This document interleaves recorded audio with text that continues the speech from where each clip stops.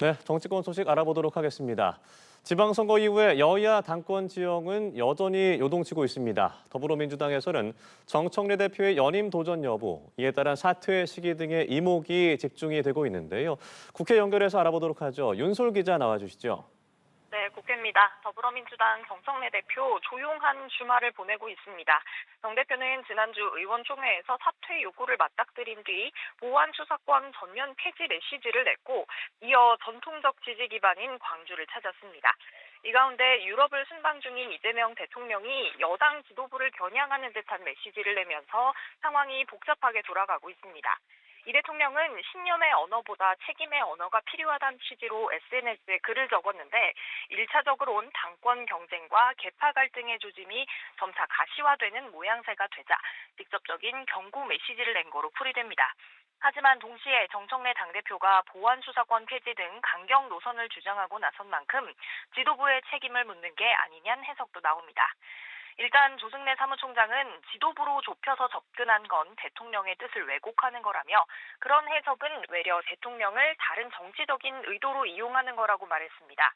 하지만 당내 의원들은 각기 목소리를 키우고 있는데요.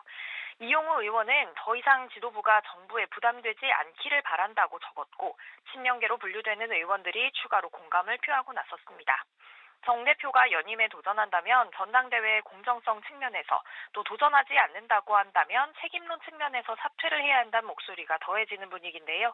결국 정 대표의 정치적 선택에 달린 문제인 만큼 어떤 결단을 내릴지 이목이 집중되고 있습니다. 네, 국민의힘 상황도 짚어보겠습니다. 연일 장동영 대표를 향한 사퇴 목소리가 커지고 있다고요. 네, 그렇습니다. 국민의힘 장동혁 대표는 오늘 이재명 대통령을 비판하고 재선거 이슈를 동력 삼는 메시지를 내면서 사퇴 의사가 없다는 점을 다시금 내비쳤습니다. 장 대표는 이 대통령이 사익이 아닌 대의에 대한 열정을 강조한 부분을 두고 1년 내내 본인 감옥 안 가겠다고 국가 사법체계를 다 무너뜨린 사람은 할 말이 아니라고 비판하면서 당장 재선거를 외치는 청년과 시민들의 목소리부터 챙겨 듣길 바란다고 했는데요. 정의용 사무총장 역시 당대표 흔들기에서 시작되는 내부 갈등의 증폭은 정작 국민들이 요구하는 개혁 과제와 대여 견제라는 야당 본연의 역할을 뒷전으로 밀어내게 될 거라고 주장했습니다.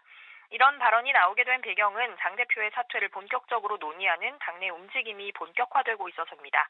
당내 개혁 성향 의원 모임인 대안과 미래 소속 의원들이 장 대표의 거취 문제를 논의할 의원총회를 모레까지 소집해달라고 요구했기 때문입니다. 이를 놓고 정점식 원내대표는 오늘까지 고민해보겠다는 입장이어서 어떤 답변을 내놓을지가 주목됩니다. 하지만 장 대표가 사퇴를 거부한다면 이 지도부 붕괴 말고는 자리에서 내려오도록 할 방법은 없는데요. 국민의힘 당원 당규에 최고위원들이 사퇴하거나 거류할 경우 비상대책위원회 체제로 바뀌도록 돼 있습니다. 이 경우 우재준 청년 최고위원과 양양자 최고위원 등이 사퇴 가능성을 열어두고 있어서 다른 최고위원들의 의중이 핵심 변수입니다. 지금까지 국회에서 연합뉴스TV 윤솔입니다.